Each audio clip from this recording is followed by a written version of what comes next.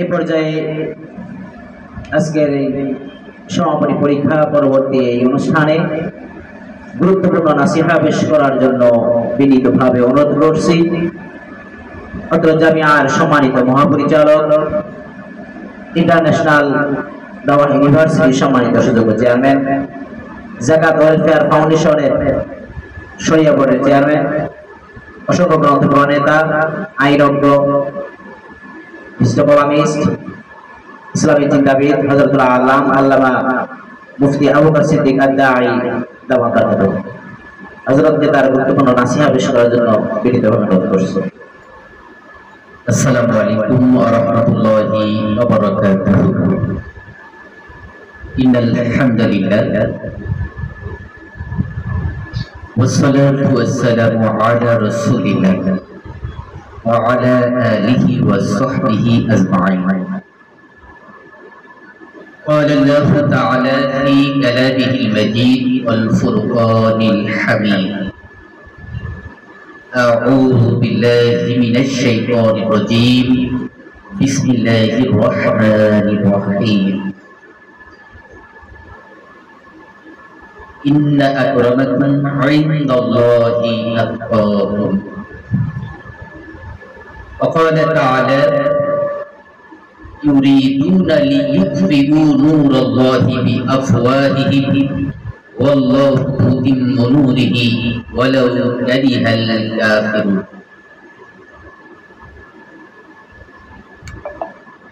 وقال النبي صلى الله عليه وسلم: إن في الجسد مضغة إذا صلح الجسد كله وإذا فسدت فسد الجسد كله ألا وهي القلب. সহস্রাধিক শিক্ষার্থীর শিক্ষার প্রাণ কেন্দ্র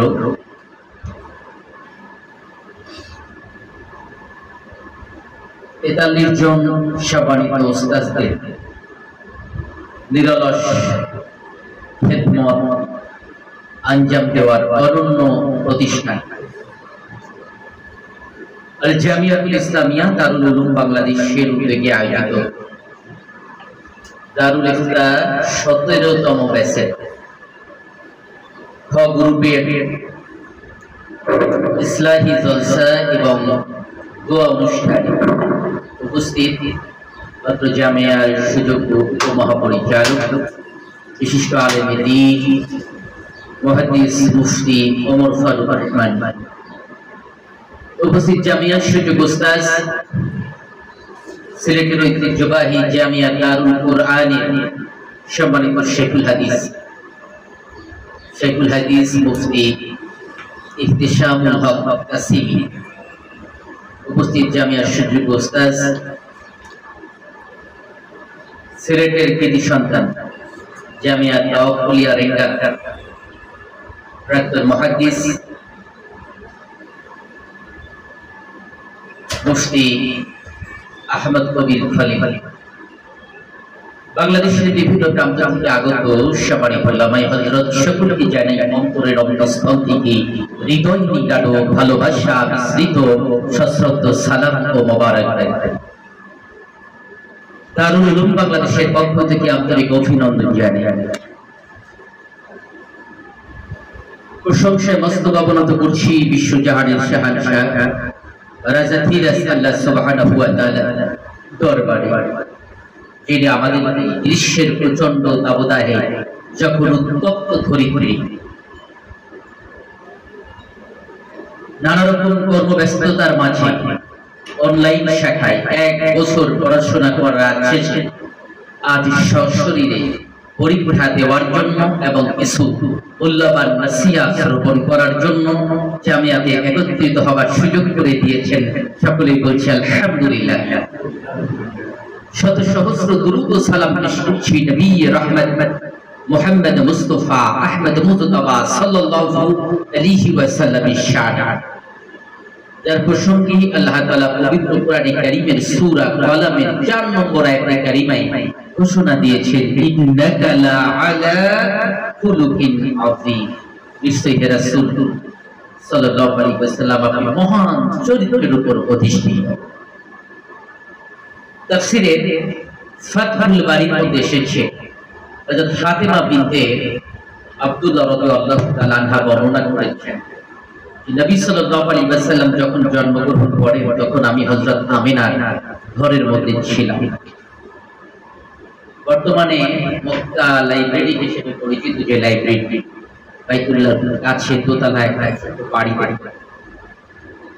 এখানে নবী সাল্লাল্লাহু আলাইহি ওয়াসাল্লাম জন্মগ্রহণ করেছিলেন। এটি ছিল হযরত আব্দুল মুত্তালিবের বাড়ি। তা হযরত ফাতিমা বিনতে আব্দুল্লাহ বলছেন যে নবী সাল্লাল্লাহু আলাইহি ওয়াসাল্লাম যখন জন্মগ্রহণ করলেন তৎক্ষণাৎ আমি দেখলাম ঘরের মধ্যে আলোকিত হয়ে গেল। আমি জানালা দিয়ে বাইরে তাকালাম, আসমান থেকে মনে হলো যেন তারকাগুলো ঝরে ঝরে পড়ছে। নবী সাল্লাল্লাহু আলাইহি ওয়াসাল্লামকে ছোট অবস্থায় প্রতিপালনের জন্য হযরত হালিমাতুস সাদিয়া রাদিয়াল্লাহু তাআলা তায়েফ শহরে অনেকে গিয়েছেন। সেই শহর থেকেও 90 কিলোমিটার দূরে একেবারে প্রত্যন্ত পাহাড়ি অঞ্চলে অদ্যাবধি হযরত হালিমার ঘরে ধ্বংসাবশেষ পাওয়া যায়। ঘরের চাল নাই, কিন্তু পাথরগুলো সংযুক্ত করা বিচ্ছিন্ন অবস্থায় দেখতে পাওয়া যায়। যার একটি ঘর ছিল 14 ফিট লম্বা, 8 ফিট আড়ে। এই জায়গাটুকু 10 ফিট হয়ে যাবে, ছোট, এবং দুইটা ঘর তার ছিল। আমাদের প্রকাশিত কিতাবে মুহাম্মদ সাল্লাল্লাহু আলাইহি ওয়াসাল্লামের মধ্যে আমরা এগুলো ছবি আকারে তথ্য সমৃদ্ধ করে লিখেছি। আবার 700 লাইনের কবিতায় নবীজির জীবনের আত্মগ্রন্থ খুব সহজ উপস্থাপন করার চেষ্টা করা হয়েছে 32টি অধ্যায়। ওইটি আপনারা নিয়ে যেতে পারবেন। যাই হোক, আমি যে বিষয়টি বলছিলাম যে নবী সাল্লাল্লাহু আলাইহি ওয়াসাল্লাম কিছুটা বড় যখন হলেন, তিনি চলাফেরা করতে পারেন, দুধ ভাইয়ের সাথে ঘোরাফেরা করেছেন। এর মধ্যে একদিন তার দুধ ভাই চিৎকার করতে করতে এসে হযরত হালিমাকে জানালো যে আম্মু ভাইয়াকে কারা যেন ধরে নিয়ে গেছে। হযরত হালিমা চিন্তিত হয়ে তৎক্ষণাৎ দৌড়ে গেলেন মাঠের মধ্যে, গিয়ে দেখলেন নবীজি মুখ মলিন করে বসে আছেন। হযরত হালিমা বললেন, মুহাম্মদ কি হয়েছে তোমার? নবীজি সাল্লাল্লাহু আলাইহি ওয়াসাল্লাম বললেন, মা আমাকে দুইজন সাদা পোশাকধারী বেরিয়ে এসে ধরে নিয়ে গেল পাহাড়ের উপরে। অতঃপর আমার চিরে কলিজাটা বের করে একটা নদীর পাত্রে রেখে জমজম কূপের পানি দিয়ে আমার কলিজাটাকে ধৌত করব, আবার পুনরায় আগের জায়গায় লাগিয়ে দিয়ে। হযরত হালিমা উপলব্ধ করার চেষ্টা করলেন যে নবীজির বুকের উপরে কোনো দাগ আছে কিনা, কিন্তু নবীজির বক্ষ মোবারকে কোনো দাগ খুঁজে পাওয়া গেল না। কারণ নবীজি ওপেন হার্ট সার্জারি, এটি দুনিয়ার কোনো ডাক্তারের করা ছিল না। পৃথিবীর বর্তমান সময়ে শ্রেষ্ঠ হার্ট স্পেশালিস্ট দেবী শেঠির করা সার্জারি এটা নয়, বরং নবীজির বক্ষ মোবারক সেদন যিনি করেছিলেন তিনি তো আল্লাহ তাআলার পক্ষ থেকে পাঠানো ডাক্তার হযরত জিবরাইল আলাইহিস সালাম। তারপরও হালিমা খুব চিন্তার মধ্যে পড়ে গেলেন। হইতে নবীজিকে সাথে নিয়ে তিনি যত দ্রুত সম্ভব মক্কায় পৌঁছালেন। মক্কা থেকে তায়েফ শহর 5000 ফিট থেকেও বেশি উঁচু। আমাদের বাংলাদেশের সবচেয়ে উঁচু পাহাড় জিওডং 3800 সামথিং ফুট উঁচু হবে। 5000 ফিট উঁচু মানে বাংলাদেশের সবচেয়ে উঁচু পাহাড়। সাজেক তো 1800 ফুট উঁচু, এর 3 গুণ উঁচু পেরায় এত উঁচুতে অবস্থিত তায়েফ শহর। বর্তমানে রাস্তা যদি আপনারা দেখে থাকেন দেখবেন এক পাহাড়ের উপরে অন্তত 3 বার রাস্তা গিয়েছে। না জানি সেই সময় কত জটিল রাস্তা ছিল। সেই রাস্তা দিয়ে হযরত হালিমা ফিরে এসে হযরত আমিনাকে বললেন, এই নিন আপনার সন্তান আপনাকে দিয়ে গেল। হযরত হালিমা বললেন, হযরত আমিনা বললেন, হালিমা কি ব্যাপার, তুমি না কিছুদিন আগে মুহাম্মদকে নিয়ে গেলে, আমার সন্তান নাকি তোমার পারাকার কারণ হয়েছে। আমার কথা কি খুব ক্লিয়ার বোঝা যাচ্ছে? আমার সন্তান নাকি তোমার পারাকার কারণ হয়েছে। এখন কি মনে করে আবার ফেরত দিতে আসলে হালিমা? আসল ঘটনা খুলে বলো। এক পর্যায়ে হযরত হালিমা খুলে বলতে বাধ্য হলেন যে মুহাম্মদ সাল্লাল্লাহু আলাইহি ওয়াসাল্লামের সাথে তো এই ঘটনা ঘটেছে, আমার ধারণা হয় কোন রকম জিনের প্রভাব তার উপরে পড়লো কিনা আমার একটু সন্দেহ হচ্ছে। কেননা এমন ঘটনা আগে কখনো শুনিনি। কাউকে ধরে নিয়ে যায়, তার বুক ছেড়ে ফেলা হয়, কলিজা বের করা হয়, আবার ধৌত করা হয়, দেখি আশ্চর্যজনক কথা। সব শুনে হযরত আমিনা হালিমাকে ডেকে বললেন, হালিমা, একে আশ্চর্যজনক কথা তুমি আমাকে শুনে দিলে। আমার কলিজাটাকে ছিনিয়ে ধরবে হালিমা, আমি তো তা বিশ্বাস করি না। তুমি আসলে আমার কলিজাটাকে চিনতে পারো নাই। কেননা হালিমা, আমি যখন মুহাম্মদ সাল্লাল্লাহু আলাইহি ওয়াসাল্লামকে গর্ভে ধারণ করেছিলাম, আমি দেখলাম আমার পেট থেকে একটা আলোক রশ্মি বের হয়ে মক্কায় মদিনায় ইসরা অর্থাৎ পারস্যের সম্রাটের প্রাসাদ পর্যন্ত আলোক করে দিয়েছে। হালিমা, আর শোনো, আমি যখন তাকে গর্ভে ধারণ করেছিলাম, আল্লাহর কসম, এই গর্ভে ধারণ অন্য কোন সন্তানের মতো ছিল না, অত্যন্ত হালকা ছিল। হালিমা, আরো শুনে নাও, আমার কলিজার টুকরা পৃথিবীতে যখন আগমন করেছিল, তখন তার আগমনের ধরন পৃথিবীর অন্য বাচ্চাদের মতো ছিল না। পৃথিবীর সব বাচ্চারা মায়ের পেট থেকে বের হওয়ার সময় জিদ হয়ে বের হয়। আমার কলিজার টুকরা মুহাম্মদ আমার পেট থেকে বের হওয়ার পরেই সেজদায় লুটিয়ে ছিল, হাত দুইটা জমিনে ছিল আর মাথা মস্তক নত ছিল জমিনে। শুনে রাখো হালিমা, আমার সন্তান সৃষ্টি শ্রেষ্ঠ মহামর্যাদাবান, পক্ষে থাকতে তার জুতি বুশরায় জাজুল্লমান। যখন সে ভূমিষ্ঠ হয়, নহে অন্য কারো মতো অস্ত্র দুটি জমিনে রেখে মস্তক সেজদায় নত। আল্লাহু আকবার। দাইতাজ দাইলা ওরে মুসলিম খরজুর শেষে তোরা সাজ করে তসলিম হর করে দেশে সর আওয়াজ শোন কোন বুঝে দাস উচ্চারে এরা আজ ধরাবাজ। উর্স এমিন নজ হিজাজ তাহামা ইরাক শাম মিসর ওমান ইহারান শরী তাহার বিরাট নাম পড়ে সাল্লাল্লাহু আলাইহি ওয়াসাল্লাম। সবারই শিক্ষার্থীবৃন্দ, অনেক কিছু আলোচনা হয়েছে, আপনাদের সাথে বস্তুর অনেক কথাও হয়েছে। আমি শুধু দুই একটি কথা বলেই আলোচনাটি নামতে চাই। ইনশাআল্লাহ আল্লাহ তাআলা সুযোগ দিলে আবারও কথা হবে। দেখুন, আমরা যে মুহূর্তে এখানে বসে আছি, এই মুহূর্তে বিশ্বব্যাপী মুসলিমদের নিধন, মুসলিমদের বিরুদ্ধে এক ভয়াল ষড়যন্ত্র প্রতি মুহূর্তে দৃশ্যমান হচ্ছে।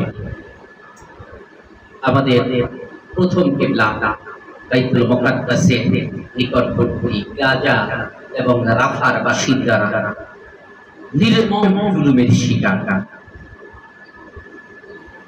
আমরা তো একটু গরমের মধ্যে আছি, তাদের কতদিন বিদ্যুৎ নেই তার শেষ নেই।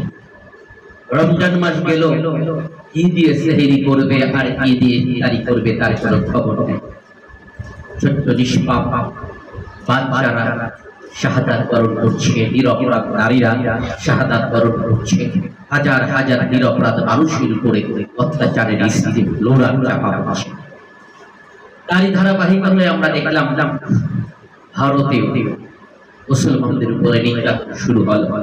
এক পর্যায়ে কি দিয়ে কি ঘটল, আসল সত্যতা কতটুকু আমরা জানি না।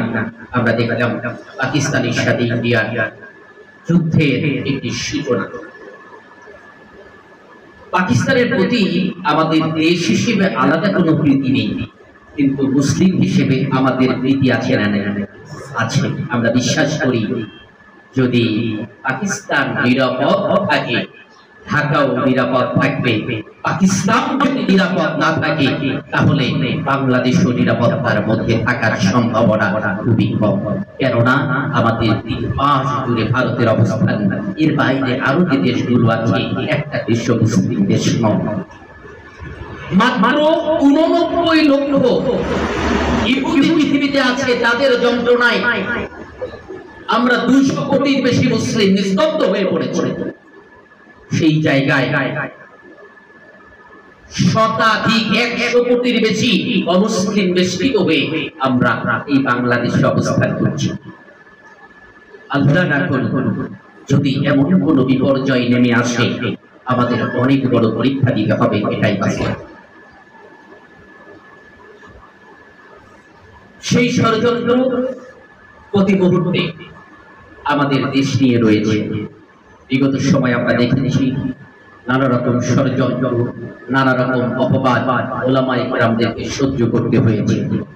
আজ মে মাসের কত তারিখ? 10 তারিখ। আপনাদের মনে থাকবে 2013 সালে 5 মে আমরা অনেকেই সেই শাপলা চত্বরের সাক্ষী।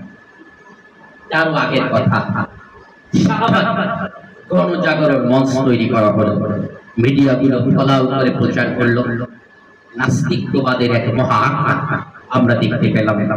থাপা বাবা নামে নাস্তিক রাজীব সহ বেশ কয়েকজন কটূক্তি করতে করতে সীমা ছাড়িয়ে নবী সাল্লাল্লাহু আলাইহি ওয়াসাল্লামের চরিত্রকে কলুষিত করার ভিন্ন প্রয়াসে রত হলো। তাদের একজন নিহত হওয়ার পরে জাতীয় সংসদে উত্থাপন করা হলো দ্বিতীয় মুক্তিযুদ্ধের প্রথম শহীদ বলে। অথচ 1971 সালে যে যুদ্ধ হয়েছিল, 1971 সালের 10 এপ্রিল মুজিবনগর সরকার গঠিত হয়। 17 এপ্রিল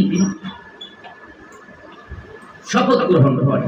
মুক্তিযুদ্ধের দলিলপত্র তৃতীয় খণ্ডের মধ্যে আছে স্বাধীনতার যুদ্ধ হওয়ার কারণ হলো in order to ensure for the peoples of Bangladesh equality, human dignity and social justice. সর্বোপরি বাংলাদেশের মানুষের জন্য নিশ্চিত করা সমতা, মানবিক মর্যাদা এবং ন্যায় বিচার। আমরা খেলাফত প্রতিষ্ঠা করতে চাই, আল্লাহর দ্বীন প্রতিষ্ঠা করতে চাই, নিঃসন্দেহে ন্যায় বিচার প্রতিষ্ঠা করার জন্য। সুতরাং তার উদ্দেশ্য খারাপ ছিল না, কিন্তু সেই উদ্দেশ্যের সাথে নাস্তিকদেরকে জড়িয়ে তারা মুক্তিযুদ্ধকে কলঙ্কিত করেছিল। আসলে এরপরে আমরা দেখলাম যখন এই সমস্ত নাস্তিক ব্লগারদের বিচারের দাবিতে বাংলাদেশের সকল শ্রেণীর সকল পেশার মানুষেরা একত্রিত হয়ে বিচার দাবি করলো। 2013 সালের 5 মে শাপলা চত্বরে লক্ষ মানুষ নাস্তিকদের বিচারের দাবিতে একত্রিত হলো। তাদের কোনো বক্তব্য এমন ছিল না যে হাসিনা মসনদ ছেড়ে দাও, আমরা ক্ষমতা নেব, এমন কোন বক্তব্য কেউ শুনি নাই। সুতরাং ক্ষমতার পালাবদলের ইচ্ছা নিয়ে কেউ শাপলা চত্বরে একত্রিত হয় নাই, বরং নবীজির ইজ্জত, সম্মান, দ্বীনের সম্মান রক্ষার্থেই বাংলাদেশের 14 কোটি মুসলমান একত্রিত হয়েছিল। আমরা দেখেছি রাতের আধারে বিদ্যুৎ বন্ধ করে নির্বিচারে গণহত্যা চালানো। ওরা নবীর প্রেমে পাগল হয়ে ছুটে আসে ঢাকা। নাস্তিকদের বিচার হোক, মুখে এই স্লোগান মাখা, রাতের আধারে শাপলা চত্বরে তাসবিহ পাঠে রত, কেউ বা আবার যায় নামাজে, রাত করছে গত। হঠাৎ করে নেভে আলো, গভীর নিশার বাজার, চারিদিকে গুলাগুলি আর অস্ত্রের ঝংকার। কি অপরাধ ছিল ওদের? এক নবীর প্রেমে লড়া, নবীর প্রেমে পাগল হয়ে বিচার দাবি করা। ওমা নাকামু মিনহুম ইল্লা আইয়ুমিনু বিল্লাহিল আজিজিল হামিদ।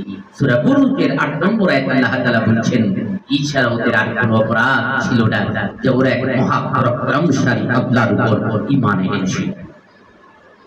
আমি শুরুতে একটা আয়াত তেলাওয়াত করেছিলাম, সূরা সাফ 8 নম্বর আয়াত, ইউরিদুনা লিইউতফিউ নূরাল্লাহি বিআফওয়াহিহিম ওয়াল্লাহু মুতিম্মু নূরিহি ওয়ালাউ কারিহাল কাফিরুন। ওরা চায় মুখের উদ্গারে ইবাদে ইসলাম আর খোদার দ্বীন বিজয়ী হবে, এটাই তার পয়গাম, যতই হোক অবিশ্বাসীর হিয়াতুল কালাম।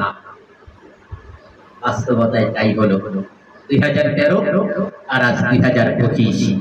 সেই গণজাগরণ মঞ্চ যেখানে গড়ে উঠেছিল, আপনারা দেখেছেন গত রাত থেকে সেই গণজাগরণ মঞ্চে তৌহিদি জনতার ঢল নেমেছে। যারা শাহবাগীদেরকে খাবার দিয়ে, টাকা পয়সা দিয়ে সহযোগিতা করেছিল, আজ তাদের বিচারের দাবিতে বাংলার মুসলমানেরা একত্রিত হয়েছে। সময় একটু ধৈর্য ধরা, এই জন্য আল্লাহ তাআলা বলেছেন ইন্নামাল উসরি ইউসরা, দুঃখের পরে আসে। সম্মানিত শিক্ষার্থীবৃন্দ, তাই এমন হাজারো ষড়যন্ত্রের মাঝে আমরা নতুন যে একটি স্বাধীনতা পেলাম, এই দ্বিতীয় স্বাধীনতায় কওমি উলামায়ে কেরামরাও রক্ত দিয়েছেন। আমাদের অসংখ্য শিক্ষার্থী আমরা একটা হিসাবে দেখেছি প্রায় ৩০০-এর মতো মাদ্রাসার ছাত্ররা এই আন্দোলনে শহীদ হয়েছে। দ্বিতীয়ত বাংলাদেশের কোন আন্দোলন, উপমহাদেশের কোন আন্দোলনে সফল হয়নি যতক্ষণ পর্যন্ত উলামায়ে কেরামের সম্পৃক্ততা তার সাথে না ছিল। ইংরেজ তাড়ানো আন্দোলন বলেন আর আজকের জালেম বিরোধী আন্দোলন বলেন, কিন্তু আমাদের সময় এই কাজে লাগানো অনেক বেশি জরুরি। এই সময় আমরা যদি নিজেদেরকে সংঘবদ্ধ করতে না পারি, এই সময় নিজেরা যদি ইলমে মজবুতি তৈরি করতে না পারি, এই সময় আমরা যদি একত্রিত হয়ে বাতিলের মোকাবেলায় দক্ষতার সাথে ভূমিকা রাখতে না পারি, এই সময় যদি দাওয়াত ও তাবলীগের ময়দানে যে উন্মুক্ত অবস্থা তৈরি হয়েছে, আগে এক সময় খুলে কথা বলা যেত না, আজ সেই পরিবেশ নেই আলহামদুলিল্লাহ। কিন্তু আমরা এই সময়টাকে কাজে লাগাতে না পারলে পূর্বের থেকেও ভয়ঙ্কর বিপর্যয় আমাদের উপর নেমে আসতে। রোহিঙ্গাদেরকে চেনেন আপনারা নাকি? আবুল হাসান আলী নদভী রাহিমাহুল্লাহ নাম শুনেছেন? দেওবন্দের শ্রেষ্ঠ শিক্ষার্থীদের একজন। তিনি এক সময় রোহিঙ্গাদের মাঝে দাওয়াত ও তাবলীগের কাজে গিয়েছিলেন। তখন তাদেরকে বলেছিলেন যে দেখুন, আপনারা যদি দাওয়াতের ময়দানে ভূমিকা না রাখেন, এক সময় আপনাদের এই চতুর্দিক বেষ্টিত যে বন্ধুরা আছে তারা আপনাদের উপরে কর্তৃত্ব প্রতিষ্ঠা করবে। বাস্তবতায় সময়ের ব্যবধানে তাই হয়েছে। রোহিঙ্গারা মিয়ানমারের আদিবাসীরা, কিন্তু পরবর্তীতে তাদেরকে উপজাতি বানানো হলো এবং কি ভয়ানক নির্যাতন হলো যে দৃষ্টান্ত আমরা আমাদের চোখেই দেখেছি। আল্লাহ তাআলা পবিত্র কোরআনে কারীমে সূরা তাওবা ৩৯ নম্বর আয়াতে বলেছেন, ইল্লা তানফিরু ইউআযিবকুম আযাবান আলীমা ওয়া ইস্তাবদিলু কওমান গায়রাকুম ওয়া লা তাদুররুহু শাইয়্যা আল্লাহু আলা কুল্লি শাইইন কাদির। যদি তোমরা দ্বীনের জন্য বাহির না হও, তাহলে কঠিন আযাব তোমাদেরকে পাকড়াও করবে। দ্বিতীয়ত, তোমাদের স্তরে অপর কোন জাতিকে আমি প্রতিষ্ঠা করে দেব, তোমরা আল্লাহ তাআলার কোনো ক্ষতি করতে পারবে না। এই আয়াতের তাৎপর্য অনেক বেশি, অনেক বড়। যদি দেশের কথা ভাবি, তাহলে যেভাবে ফিলিস্তিনের উপরে ইসরায়েলকে চাপিয়ে দেওয়া হয়েছে, ইরাকের উপরে আমেরিকাকে চাপিয়ে দেওয়া হয়েছে, বাংলাদেশের উপরে ভারত বা আমেরিকাকে চাপিয়ে দেওয়া হয়। যদি এটা আমরা দেশের পরিবর্তন করি, আমরা যদি দাওয়ার ময়দানে যথার্থ ভূমিকা না রাখি, আমরা যদি কালেমার প্রকৃত আহ্বান সমাজের মানুষের কাছে পৌঁছে দিতে না পারি, আমরা যদি শিরক বেদাতের বিরুদ্ধে যথার্থ ভূমিকা রাখতে না পারি, আমরা যদি খেলাফত প্রতিষ্ঠার জন্য প্রয়াস চালাতে না পারি, তাহলে আমার দেশের মধ্যে যারা ইসলাম বিদ্বেষী আছে তাদেরকে আমাদের ঘাড়ের উপরে চাপিয়ে দেওয়া হবে। বিগত সময় হয়েছে। যদি আমরা এই দাওয়ার ভূমিকাটা আমাদের সমাজে রাখতে না পারি, তাহলে সমাজে দেখবেন মসজিদ কমিটির সভাপতি আমাদেরকে গালিগালাজ চালাচ্ছে।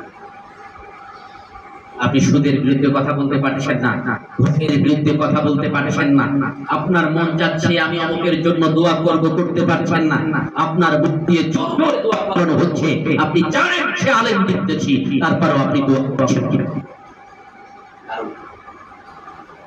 কারণ হলো সমাজে দাওয়াত যখন সঠিকভাবে আমরা আঞ্জাম না দেব, তখন অন্য কওমকে আমার আপনার মাথার উপরে দিয়ে দেওয়া। এই কারণে মাহফিলের পোস্টারে আমরা দেখি আমাদের নামের উপরে আরেকজনের নাম, রোজাও রাখে না, নামাজও পড়ে না, ইসলামে বিরুদ্ধাচরণ করাই তার কাজ, কিন্তু প্রধান অতিথি সে। এবার আসুন, এই দাওয়ার ভূমিকাটা যদি আমার আপনার পরিবারে না থাকে তাহলে কি হবে? তাহলে দেখবেন নিজের স্ত্রী আপনার উপরে কথা বলবে, ধমক দিয়ে বসিয়ে রাখবে, সন্তান ডেকে বলবে আব্বা বোঝো কি? তার বাণী হলো আল্লাহ তাআলা এই পরিবারের কর্তৃত্ব নিয়ে আপনার স্ত্রীর কর্তৃত্ব স্বামীর উপরে প্রতিষ্ঠিত হবে, সন্তানের কর্তৃত্ব পিতামাতার উপরে প্রতিষ্ঠিত হবে। সুতরাং এই দাওয়ার কাজ আঞ্জাম দেওয়া দরকার পরিবারে, দাওয়ার কাজ আঞ্জাম দেওয়া দরকার সমাজে, দাওয়ার কাজ আঞ্জাম দেওয়া দরকার দেশে। রাসূল করিম সাল্লাল্লাহু আলাইহি ওয়াসাল্লামের দাওয়াতের পদ্ধতি আমরা দাওয়াতের ইতিহাস ও কর্মপন্থা বই আলোচনা করেছি, যেখানে দেখবেন নবী সাল্লাল্লাহু আলাইহি ওয়াসাল্লাম হেরা পর্বতের গুহায় প্রকাশ্য হিলাবের পরে সর্বপ্রথম নিজ পরিবারে কাছের মানুষদের দাওয়াত দেন, এরপরে খুব ঘনিষ্ঠ বন্ধু পর্যায়ের যারা তাদের কাছে দাওয়াত দেন, এরপরে আস্তে আস্তে বংশের মানুষের কাছে দাওয়াত দেন, তারপরে গোটা মক্কা জুড়ে দাওয়াত দেন, এরপরে মদিনায় হিজরত করার পরে মদিনায় দাওয়াত চলে, এরপরে দাওয়াত ক্রমান্বয়ে বিশ্বতে বিস্তৃত হয়েছিল। সুতরাং এই বিষয়টি অনেক বেশি গুরুত্বপূর্ণ। এই মুহূর্তে দাওয়াতের ময়দানে হক আদায় করে দাওয়াত দেওয়া। ইয়া আইয়ুহার রাসূলু বাল্লিগ মা উনজিলা ইলাইকা মির রাব্বিক, সূরা মাইদা 67 নম্বর আয়াত। আল্লাহ তাআলা তার প্রিয় হাবিবকে বলেছিলেন, হে রাসূল সাল্লাল্লাহু আলাইহি ওয়াসাল্লাম, আপনি প্রচার করুন যে আপনার রবের পক্ষ থেকে অবতীর্ণ হয়েছে। কোরআন সুন্নাহের আহ্বান সমাজের প্রতিটি মানুষের কাছে পৌঁছে দেওয়ার জন্য আজকেই আপনাদের সিদ্ধান্ত গ্রহণ করতে হবে। রাজি আছেন আপনারা? রাজি আছেন? আপনাদের ইসলাম বিভাগে এই দাওয়া পড়ানোর কোনো দরকার হয় না, কিন্তু আজকেও আমরা মৌখিক পরীক্ষা নিতে গিয়ে দেখেছি দাওয়াতের ময়দানে আপনাদের ভূমিকা অত্যন্ত নগণ্য। অথচ এই দাওয়াত দেওয়া আমার আপনার উপরে অস্বীকার করার কোনো সুযোগ নেই। এই দাওয়াতের সাথে আমার আপনার আল্লাহর জমিনে টিকে থাকার সম্পর্ক, এই দাওয়াতের সাথে জুলুম থেকে বাঁচার সম্পর্ক, কিন্তু আমি আপনি তা করছি না। আমাদের সমাজে হাজারো মুসলিম আছে ইসলাম গ্রহণ করতে চায়, তাদের জন্য আমাদের কোনো আলাদা দাওয়াত সার্কেল সেই অর্থে নেই, তাদের পুনর্বাসনের কোনো ব্যবস্থা নেই। যদি কেউ ইসলাম গ্রহণ করে ঠিকঠাক ঝুলি নিয়ে মসজিদের সামনে দাঁড়াতে হয়, এর থেকে লজ্জার ব্যাপার আর কিছু হতে পারে না। আমাদের এই ময়দানে সম্মিলিতভাবে প্রয়াস চালাতে হবে। তারুণ বাংলাদেশ চাই আপনাদেরকে সাথে নিয়ে দাওয়াত ময়দানে আরো বেশি কার্যকরী ভূমিকা যেন আমরা রাখতে পারি, সেজন্য তারুণ বাংলাদেশ উদ্যোগ নিতে চাই ইনশাআল্লাহ। সম্মানিত শিক্ষার্থীবৃন্দ, সর্বশেষ কথাটি হলো সূরা হুজরাতের 13 নম্বর আয়াতে একটি অংশ তেলাওয়াত করেছিলাম, ইন্না আকরামাকুম ইনদাল্লাহি আতকাকুম। তোমাদের মধ্যে ওই ব্যক্তি সবথেকে সম্মানিত যে আল্লাহ তাআলাকে ভয়। কোরআনের অন্য আয়াতে বলা হয়েছে ইন্নামা ইয়াখশাল্লাহা মিন ইবাদিহিল উলামা, নিশ্চয়ই আলেমরা আল্লাহকে সবচেয়ে বেশি ভয় করে। তার মানে পৃথিবীতে আলেমরা বেশি ভয় করে, আর সবচেয়ে সম্মানিত যারা আল্লাহকে ভয় করে। বলতে আর দেরি হয় না যে আলেমরাই পৃথিবীতে সবথেকে সম্মানিত। আপনারাই এই সমাজের বিবেক, আপনারাই এই সমাজের অভিভাবক। নিজে বাঁচলে হবে না, বরং এই সমাজের মানুষকেও কুফর থেকে ঈমানের পথে আনতে হবে। সেজন্য সর্বপ্রথম দরকার আত্মগঠন, আত্মশুদ্ধিমূলক দাওয়াত সবচেয়ে আগে জরুরি। নিজেদেরকে গড়া, সেই নিজেদেরকে গড়ার জন্য নিরলস প্রয়াস আপনাদেরকে চালাতে হবে।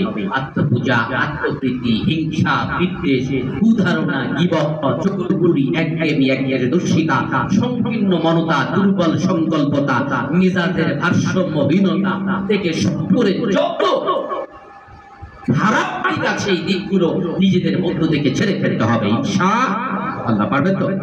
আমরা চাই আপনার নিজেদেরকে পরিশুদ্ধ করার মাধ্যমে সামনে আগানোর চেষ্টা করুন।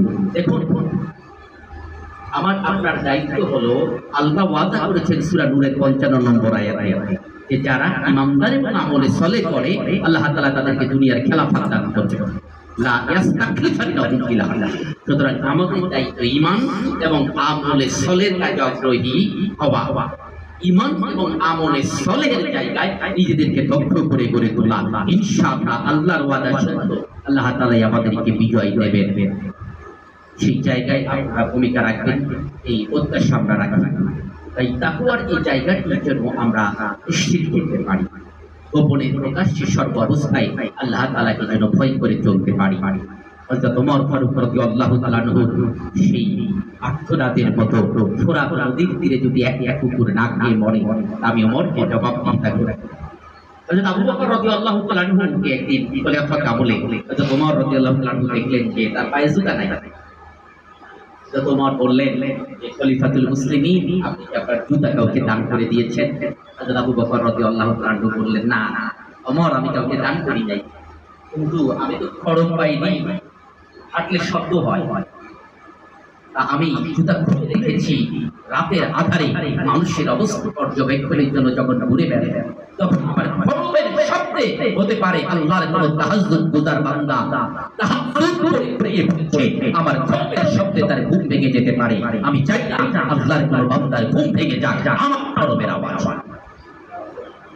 আবু বকর রাদিয়াল্লাহু তাআলা আনহুর সেই কথা আমরা জানি। একদিন নবীজিকে এসে বললেন, ইয়া রাসূলুল্লাহ, আমি বোধহয় মুনাফিক হয়ে গেছি। রাসূলুল্লাহ বললেন, আবু বকর তুমি কি বলো? হযরত আবু বকর রাদিয়াল্লাহু তাআলা বললেন, ইয়া রাসূলুল্লাহ, এর কারণ হলো আপনার মজলিসে বসে আমার অন্তরে এক প্রশান্তি লাভ করি, কিন্তু যখন মজলিস থেকে বের হয়ে যাই সেই প্রশান্তি তার অনুভূত হয়। হযরত ওমর রাদিয়াল্লাহু তাআলা আনহু হুযায়ফা রাদিয়াল্লাহু তাআলা আনহুর পিছনে পিছনে ঘুরতেন। যে হুযায়ফা, তোমার কাছে না মুনাফিকের একটা লিস্ট আছে, একটা তালিকা আছে, দেখো তো ওই তালিকার মধ্যে আমার নামটা আছে। আল্লাহু আকবার। জান্নাতের সুসংবাদপ্রাপ্ত সাহাবাদের মধ্যে শ্রেষ্ঠ দুইজনের অনুমতি একটা, আর আমরা এত অহংকারী হয়ে গিয়েছি, হংসে উঠলে অন্যের সমালোচনা ছাড়া কিছু শোভা পায় না, কিন্তু আমার আপনার ফয়সালা আল্লাহর দরবারে কি হবে এটা আমরা ভুলে যাই। অথচ সূরা ইয়াসিনের ৬৫ নম্বর আয়াতে আল্লাহ তাআলা বলেছেন, আল ইয়াওমা নাখতিমু আলা আফওয়াহিহিম ওয়া তুকাল্লিমুনা আইদিহিম ওয়া তাশহাদু আরজুলুহুম বিমা Kanu ইয়াকসিবুন। Their hands will tell us and their legs will tell what he has done. আমরা সেদিন তাদের মুখে চিপিয়ে দেব, তাদের হাত আমাদের সাথে কথা বলবে আর পা বলবে তারা কি কি কাজ করেছিল। সেই জবাবদিহিতার অনুভূতি আনা অনেক বেশি জরুরি। এই কারণে তাকওয়ার সংজ্ঞা দিতে গিয়ে হযরত আলী রাদিয়াল্লাহু তাআলা আনহু বলেছেন, তাকওয়া হিয়াল খাউফু মিনাল জালিল ওয়াল আমালু বিত-তানসিল ওয়াস সাবরু আলাল কলিল ওয়াল ইস্তি'দাদু লিয়াউমির রাহিম। তাকওয়া হলো চারটা বিষয় সমষ্টি। আল্লাহ তাআলাকে ভয় করে চলা, অবতীর্ণ বিষয়ের উপরে আমল করা, অর্থাৎ কোরআন সুন্নাহের উপরে আমল করা, সাবরু আলাল কলিল, অল্প দুষ্ট থাকা, ওয়াল ইস্তি'দাদু লিয়াউমির রাহিম, বিচার দিন বা মৃত্যুর দিনের জন্য প্রস্তুতি নেওয়া। চারটা বিষয়ের কিন্তু অনেক বেশি জরুরি। আমরা আল্লাহর কাছে যদি সম্মানিত হয়ে যাই, এই দুনিয়ার মানুষের কাছে আমরা সম্মানিত হয়ে যাব। এই পৃথিবীর সব থেকে ধনী মানুষটাকেও আমার আল্লাহ বানিয়েছে, সেই আল্লাহর কাছে আমি চাইব ইনশাআল্লাহ। সর্বশেষ কথা, আজকে আপনাদের সাথে 1 বছর পর আমাদের দেখা, আপনারা আমাদের মেহমান। আমি বলে থাকি মাঝে মাঝে, দারুল উলুমে যারা বিশেষ করে অনলাইনে যারা পড়েন, অফলাইনে যারা পড়ে তারা অনেকেই বয়সে নতুন থাকে, নবীন থাকে, কিন্তু অনলাইনে যারা পড়ে তাদের অধিকাংশই সিনিয়র।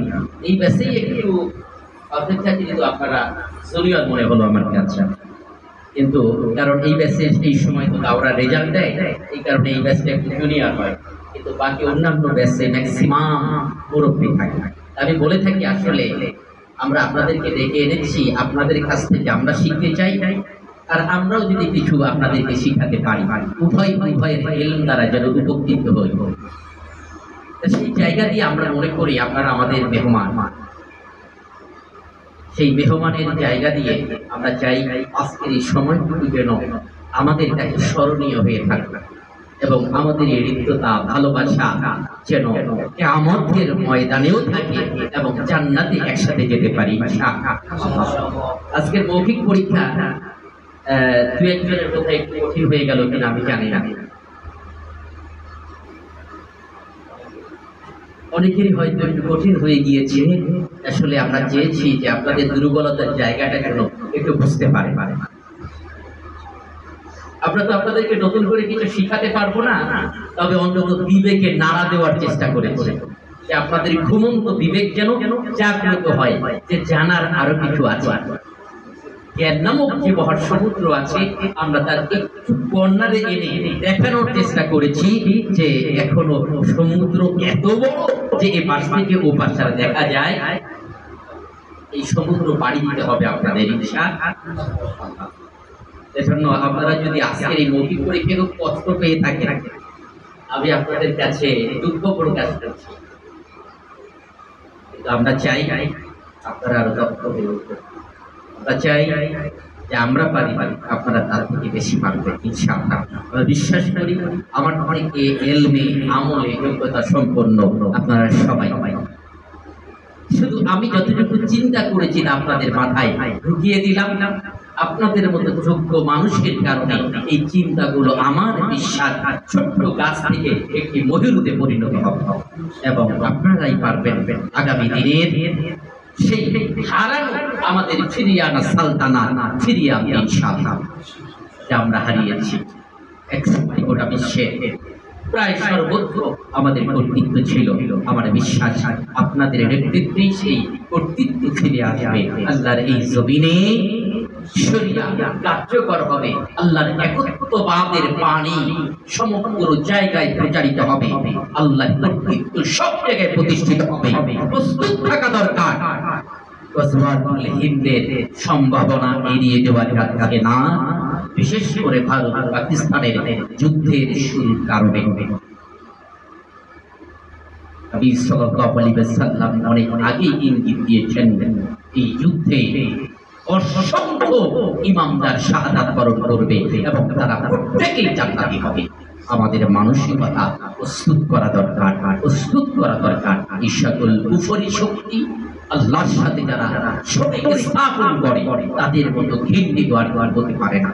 শিরকের মতো মহা অন্যায়, মহা জুলুমে যারা রত, আল্লাহ যদি আমাদের সুযোগ করে দেন তাহলে জিহাদের সেই ময়দানে আমরা যেন যথার্থ ভূমিকা রেখে প্রয়োজনে শাহাদাতের নজরানা পেশ করতে পারি। আল্লাহ তাআলা সেই তৌফিক আমাদেরকে দান করুন। আসুন আবার ফিরে হেরার আলোর দিন রহমের দুয়ারি খুলে দেন হে রাব্বুল আলামিন।